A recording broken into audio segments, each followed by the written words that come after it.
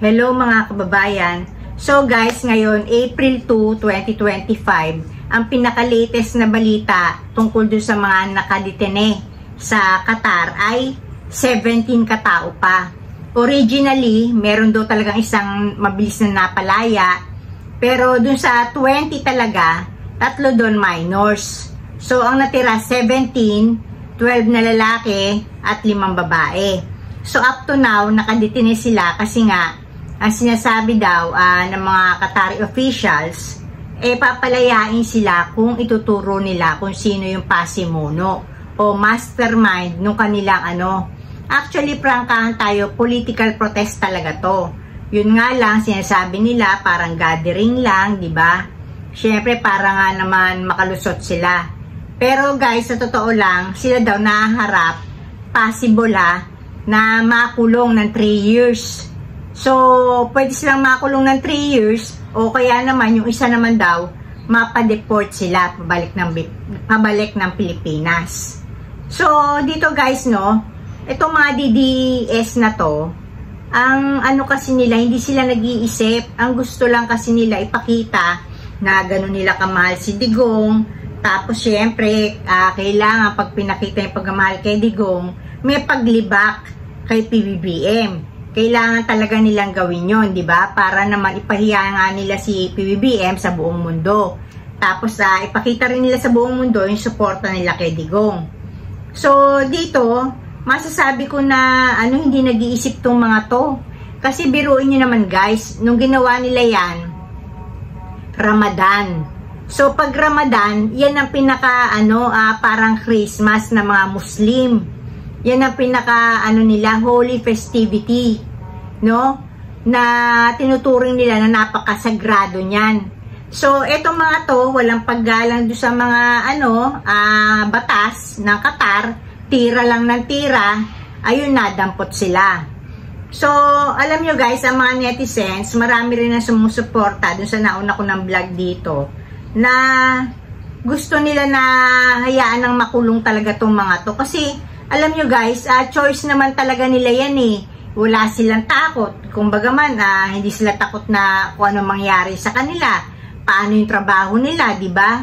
So dito na, siguro ngayon na nakakulong sila. Kasi alam nyo guys, yung mga naman natin, mga sa foreign affairs, nakikipagtulungan naman do sa Qatari government. So, sila, hindi naman talaga yan yung ora-orada maayos. Kumbaga, susunod pa rin sila. Syempre, may mga rin yan, di ba? Appointment, hindi basta gusto makipag-usap ng mga opisyalis natin, pwede agad, di ba? So, kumbaga man, hindi yan yung parang nakipag-usap ngayon, meron ka ng resulta, di ba? So, depende pa rin yun sa Qatar government. So, eto na nga guys, wala kasi silang problema.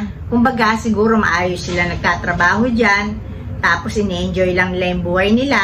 So, wala silang alintana na man na problema.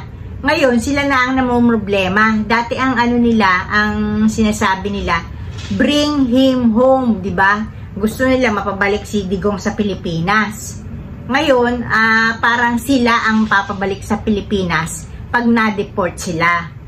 So, ang pinaka kasi nito, pinaka lesson, sa mga nagtatrabaho sa ibang bansa, lalo na yung mga yung gustong-gustong sumali ngayon sa mga kilos na protesta, yung parang may inclination sila sa politika, kung kanino man sila gustong sumuporta. Sana man lang alamin mo na kung ano yung batas nung bansang pinagtatrabahuhan nyo. Pwede ba yan? Baka kagaya nito may incident na ganito. Maging lesson na to sa iba. Na hindi pwedeng basta tira lang ng tira. Kasi alam nyo guys, nakakaawa rin naman kayo, lalo na kung maayos na ang trabaho nyo dyan sa ibang bansa. Mas isipin nyo yung kapakanan ng pamilya nyo, lalo na kung breadwinner talaga kayo. Kasi alam nyo, kagaya ni Sara Duterte ngayon, wala siyang maitutulong sa inyo. Diba? Assistance na ewan lang. kung anong klaseng assistance yan. Pero yung pinaka-assistance na kailangan nyo, magmumula talaga yan sa gobyerno. So, kumbaga man, ang magdidiktat pa rin yan, ang Pangulo, na walang iba, kundi si President Bongbong Marcos. So, ayun pa lang, no? Kaya ayaw nyo sa gusto nyo, presidente natin ngayon si PBBM.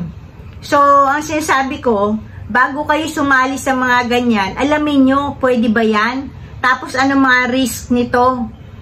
Pagka kayo napahamak, kagaya niya, pwede kayo mapadeport, no? Huwag nyo isipin yung, tutulungan nyo si Duterte, papakita nyo yung suporta niya, na, ayun, marami kayo, maka-Duterte kayo, tas galit na galit kayo sa, pamaalang, administrasyon ni PBBM. Huwag ganun, guys, kasi at the end of the day, ang tutulong lang din naman sa inyo, gobyerno ni Marcos sa ngayon. Kasi siya nga presidente natin sa ayaw at sa gusto nyo. So, ang sinasabi ko lang, matuto na yung iba dito sa lesson na to. Na lalo na yung mga nagkatrabaho sa ibang bansa. Okay lang, sa Pilipinas, gawin nyo yan eh. Malaya tayo, bansa natin to. Pero pagka nasa ibang bansa kayo, mag-behave din kayo. Kasi pag nawalan kayo ng trabaho, bibigyan pa kayo ng trabaho ni Duterte, ni Sara Duterte, di ba? Ni Digong, o yung mga kaalyado nila. Ano ba yan? Naasikasuhin ba kayo para ihanap kayo ng panibagong trabahong papasukan nyo? Hindi ganun yun, guys. Na akala nyo napakalaki ng maitutulong nyo sa kanila. Huwag nyong intindihin ng mga Duterte. Dahil may sarili, mandami nilang pera. At kung sila man maparusahan, deserve nila yun. Kagaya niya si Digong, deserve niya talagang mapuntas dyan sa dahig. Kasi nga, ang Diyos ang nagdala sa kanya dyan. Napakahirap na madala siya dyan. Pero kumpas na yon, hand of God na yon, na nadala sa dahig si Digong. Dahil alam na alam nyo naman mga DDS, kung paano niya sinabihan na stupid God ang Diyos natin, di ba? Meron pang kasunod yun na, putang nang yun. Yung mga ganun, di ba? Hindi na yung gano'n na stupid God. May segunda pa siya talaga na narinig ko. Putang nang yan. O diba? So, ibig sabihin ko, wala talagang makakapanglibak sa Diyos. Ang pinapaunawa ko sa inyo para matanggap nyo sa loob nyo, no? Kayo, dapat magkaisip kayo, matakot kayo sa Diyos, na ang sinusuportahan nyo na si Duterte, kung ang Diyos natin si God the Father, God the Son, Jesus Christ, at God the Holy Spirit ang Diyos nyo, dapat kampi kayo sa Diyos. Dapat galit kayo kay Duterte dahil minura yung Diyos nyo. Ang Diyos nyo na nagpapala sa nyo. Ang Diyos nyo na nagdala sa nyo sa ibang bansa para makapagtrabaho. Ang Diyos nyo na dahil sa trabaho niya, kumbaga man, napagpapala nyo rin yung pamilya nyo, di ba? Dahil kumbaga dahil sa trabaho na yan, dyan nagmumula yung legal nyong kaparaanan para buhayin yung pamilya nyo. Dapat galit kayo kay Duterte dahil minura yung Diyos nyo. So, hindi ko malaman bakit nyo siya pinagtatanggol na ganyan. Siguro kasi yung mga biktima ng mga extrajudicial killings niya, hindi pamilya nyo, hindi nyo anak, hindi nyo tito, hindi nyo ama, hindi nyo kapatid. So kaya hindi kayo makaka-relate. Kaya wala kayong pakialam sa mga naging biktima ng fake war on drugs ni Digong. Pero kung pamilya nyo yung kasama doon sa mga walang habas na napatay kahit hindi addict, siguro mauunawaan nyo, baka sobrang tindi ng galit nyo ngayon kay Duterte. So ang sinasabi ko, kayo mga OFWs, mag-behave kayo dyan. Kung galit kayo sa administrasyong Marcos, meron naman TikTok, Facebook, YouTube, magkomento na lang kayo. Wag na yung sasali pa kayo na yung katawan nyo iyaan nyo pa dyan, isasali nyo. Dahil tsak na baka madampot kayo at mapadeport kayo sa Pilipinas. Kung kampi kayo kay Duterte, sa Facebook, sa YouTube, sa TikTok, express nyo. Walang pipigil sa nyo. Pero yung katawan nyo, para isali nyo dyan, ayun na nga, parang nag-iimbita kayo ng kapahamakan. So, dito na ako guys, and blessings everyone. Bye!